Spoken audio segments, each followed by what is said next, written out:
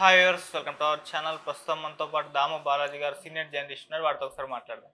Sir నమస్కారం sir. నమస్తే. Sir, Konda Surekha గారు నాగార్జున గారు ఫ్యామిలీ పైన చేసిన కామెంట్స్ చేశారు కదా.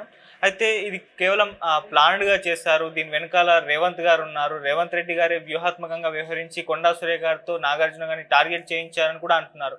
మరి రేవంత్ రెడ్డి గారు ఎందుకు పగబట్టారు నాగార్జున గారి పైన అంటే ఆయన జగన్ గారికి ప్రోగా ఉన్నారు. సో ఆయన గురువు గారు టీడీపీ మన చంద్రబాబు నాయుడు గారిని కాస్త సపోర్ట్ చేయడానికి ఇటువంటి వ్యూహాత్మకంగా వెళ్తున్నారని చెప్పేసి కూడా అంటున్నారు సార్. మరి ఈ యాంగిల్ కనిపిస్తుంది అంటారా సార్? ఖచ్చితంగా కనిపిస్తుంది. ఎందుకంటే కొండా సురేఖ ఇప్పటివరకు ఎవరూ చేయని అతి దారుణమైన కామెంట్స్ చేసింది.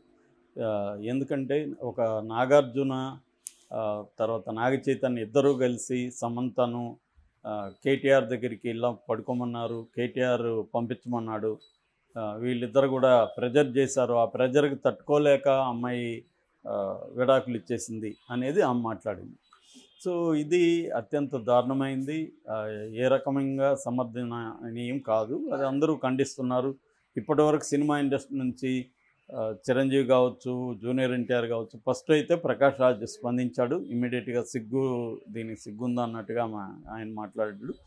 దాని తర్వాత జూనియర్ ఎన్టీఆర్ హీరోలలో జూనియర్ ఎన్టీఆర్ ఫస్ట్ స్పందించాడు. ఆ తర్వాత ఇంకా నాని, చిరంజీవి, రామ్ గోపాల్ వర్మ, ప్రభాసు, రామ్ చరణ్, మహేష్ బాబు, తర్వాత రోజా, అల్లు అర్జున్, మంచు విష్ణు, వీళ్ళందరూ కూడా స్పందించారు. అట్లాగే దీంట్లో ఇన్వాల్వ్ అయిన అంటే ఆమె ఎవరినైతే అనిందో నాగార్జున ఫ్యామిలీ. నాగార్జున ఇమ్మీడియట్గానే ట్వీట్ చేశాడు.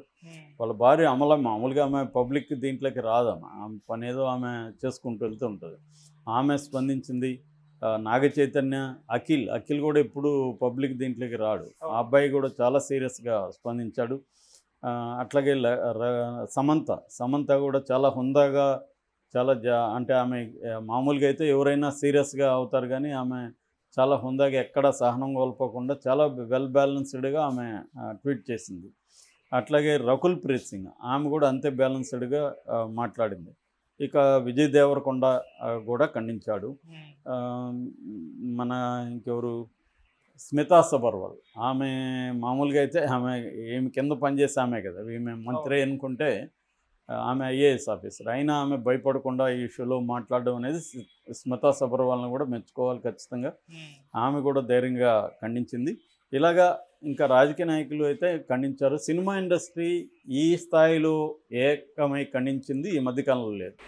రెండవది, అందరి ఖండనలో కూడా ఒకటి కామన్ థ్రెడ్ కనబడుతుంది. అదేంటంటే ఇండస్ట్రీ జోలికి వస్తే మేము సహించము అనేది కూడా మాట్లాడారు. అంటే ఇది నాగార్జున పర్సనల్ ఇష్యూ కాకుండా ఇండస్ట్రీ యాంగిల్లో కూడా వీళ్ళు తీసుకున్నారు. వీళ్ళు ఇండస్ట్రీ యాంగిల్లో తీసుకోవడానికి కూడా ఇదొకటే ఇష్యూ కాదు. గత కొంతకాలంగా వాళ్ళు హర్ట్ అవుతున్నారు. జగన్ పీరియడ్లో నుంచి జగన్ కూడా ఇండస్ట్రీని తను గెలిచినప్పుడు ఎవరు సపోర్ట్ చేయలేదు, మొత్తం ఇండస్ట్రీ అంతా చంద్రబాబు వైపు ఉంది, వీళ్ళకి కొంత జలక్ ఇవ్వాలి అనేది జగన్ కూడా అనుకొని కావాలనే టికెట్ రేట్లని పెంచుకోవడానికి పర్మిషన్ లేకుండా, స్పెషల్ షోలు వేయడానికి పర్మిషన్ లేకుండా ఇలాగ వేధించాడు. సో దాని తర్వాత వీళ్ళు వెళ్ళారు, అతను ఈగో సాటిస్ఫై అయింది, మొత్తానికి సమస్య పరిష్కారం అయింది. అక్కడి నుంచి కూడా ఇండస్ట్రీ కొంత హర్ట్ అవుతూ వస్తున్నారు.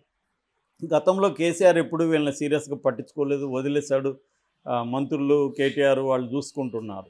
ఆయన మంత్రి తలసాని శ్రీనివాస్ యాదవ్, ఆయన మంచి ఫ్రెండ్లీగా ఉన్నాడు. ఆయన బినామీ కూడా, అంటే ఆయన ఇండైరెక్ట్గా కొన్ని సినిమాలకు ప్రొడ్యూసర్ కూడా అని చెప్తారు ఇండస్ట్రీలో. ఏదేమైనా అలాగా అమికబుల్గా నడిచింది. పెద్ద ఇండస్ట్రీలో ఏమి వ్యతిరేకత, గవర్నమెంట్కి ఇక్కడ ఇండస్ట్రీకి ఎప్పుడు ప్రాబ్లమ్స్ రాలేదు. అక్కడ కూడా జగన్ కొంత తీసుకొచ్చాడు, కానీ తర్వాత జగన్ కూడా వదిలేశాడు, ఏవో కొన్ని రూల్స్ పెట్టాడు, అయిపోయింది.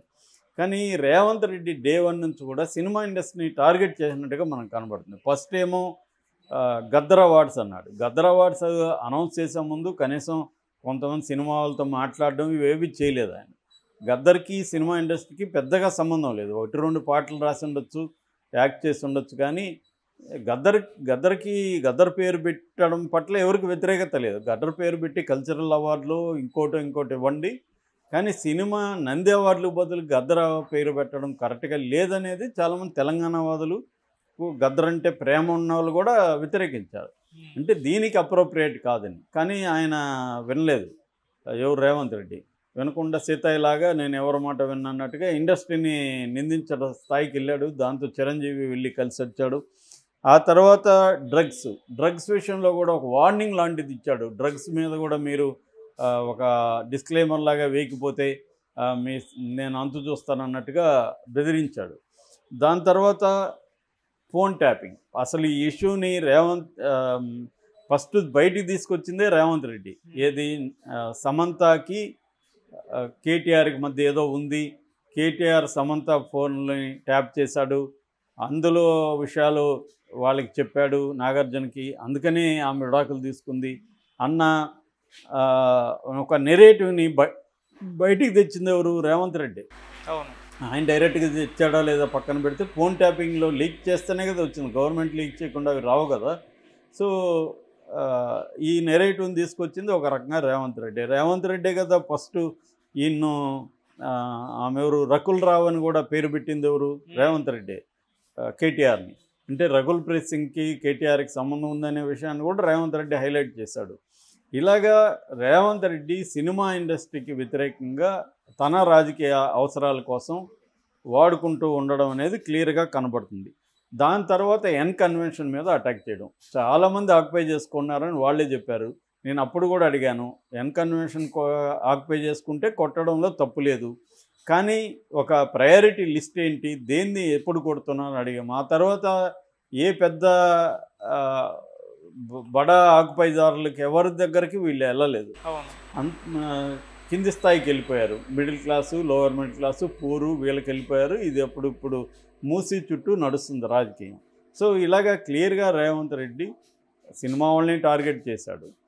అందువల్ల సినిమా వాళ్ళందరికీ కూడా పేరుకుపోయిన కోపం ఈ రూపంలో బయటపడింది. ఇది ఒక సాకులాగా దొరికింది. ఎందుకంటే ఈమె ఎక్స్ట్రీమ్గా వెళ్ళింది.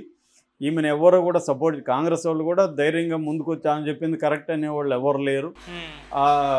సో ఆ స్థాయిలో ఉంది కాబట్టి ఇది మంచి ఇష్యూగా దొరికింది సినిమా ఇండస్ట్రీకి. తమ కోపాన్ని కాంగ్రెస్ మీద, రేవంత్ రెడ్డి మీద తమకున్న కోపాన్ని ఎక్స్ప్రెస్ చేయడానికి ఇది ఒక కాంటెక్స్ట్ వాళ్ళకి దొరికింది. ఇది అర్థం చేసుకోకుండా చాలామంది అప్పుడెందుకు మాట్లాడలేదు, ఇప్పుడెందుకు మాట్లాడలేదు, ఇవన్నీ ఏదో మాట్లాడుతున్నారు. దానికి ఒక కాంటెక్స్ట్, ఒక వ్యవహారం ఉంటుంది. అది ఇవాళ కలిసి వచ్చింది వాళ్ళకి. అంతేగాని వాళ్ళకి సడన్గా నాగార్జున మీద ప్రేమ లేకపోతే సమంత మీద ప్రేమ అనేది కాదు అక్కడ. అంటే ఇది ఎక్కడికి వెళ్ళి ఇదవుతుంది, మనం కానీ ఎంటర్ కాకపోతే మనం సాఫ్ట్ టార్గెట్ అవుతున్నాము, వీళ్ళు ఏమీ చేయలేరు, వీళ్ళని ఏమన్నా అనొచ్చు, ఏమన్నా చేయొచ్చు అన్న పద్ధతికి వెళ్ళిపోయింది అన్న ఒక వాళ్ళకి ఒక ధర్మాగ్రహం అంటారు, రైటర్స్ ఇండిగ్నేషన్ అనేది లోపల పెరిగిపోయింది. దాంతో వాళ్ళు రంగంలోకి వచ్చారు. ఇప్పుడు అనేక వ్యాపారాలాగా సినిమా కూడా ఒక వ్యాపారం. అనేక వ్యాపారాలకు ఉన్నట్టే సినిమాకి కూడా కొన్ని రూల్స్, వ్యవహారాలు ఉంటాయి. కానీ సినిమా వాళ్ళే ఏదో దుర్మార్గులు అయినట్టు, మిగతా వాళ్ళు ప్రపంచం అంతా నీతిమంతులు బ్రహ్మాండంగా ఉంది, ఓన్లీ సినిమా వాళ్ళే ఇదే అన్నట్టుగా మాట్లాడడం అనేది ఈ మధ్యకాలంలో బాగా పెరిగింది. సో విడాకులు వేరే వాళ్ళు తీసుకోవట్లేదా, వేరే రంగాల్లో విడాకులు అవ్వట్లేదా, ఓన్లీ వేరే రంగాల్లో అమ్మాయిలు ఇంకొకరితో గడపట్లేదా, అబ్బాయిలు ఇంకొకరితో గడపట్లేదా, సినిమా వాళ్ళే గడుపుతున్నారా, ఇదంతా కూడా ఒక ఎక్స్ట్రీమ్కి వెళ్ళిపోయేసరికి వీళ్ళల్లో కోపం వచ్చింది. ఇది ఒక కాంటెక్స్ట్. రెండవ కాంటెక్స్ట్, రేవంత్ రెడ్డి నాగార్జునని టార్గెట్ చేయడం వెనక ఒక కావాలని చేస్తున్నాడు రేవంత్ రెడ్డి నాగార్జున్ని. అందుకని సమంత పేరు బయటికి తీశాడు ఫోన్ ట్యాప్లో కూడా. ఆ తర్వాత కూడా ఎన్ కన్వెన్షన్ మీద దాడి చేయడం కూడా అంతే. నిజానికి ఆయనకి ఏమీ మిగతా వాళ్ళవి క్లీన్ చేయాలనేది కూడా ఏమీ లేదు, ఆ అజెండా కూడా ఏమీ లేదు రేవంత్ రెడ్డికి. ఆయనకి రాజకీయ అజెండా ఉంది, దాని ప్రకారం వెళ్తున్నాడు. కానీ నాగార్జున టార్గెట్ చేయడం వల్ల చంద్రబాబు ఉన్నాడు, చంద్రబాబు రేవంత్ రెడ్డి ద్వారా నాగార్జున మీద కక్ష తీర్చుకుంటున్నాడు. ఎందుకంటే నాగార్జున జగన్కి అనుకూలంగా ఉన్నాడు, జగన్ అరెస్ట్ అయినప్పుడు కూడా జైలుకి వెళ్ళి చూసి వచ్చాడు. జగన్తో వ్యాపార సంబంధాలు కూడా నాగార్జునకు ఉన్నాయి రియల్ ఎస్టేట్ రంగంలో అని చెప్తారు.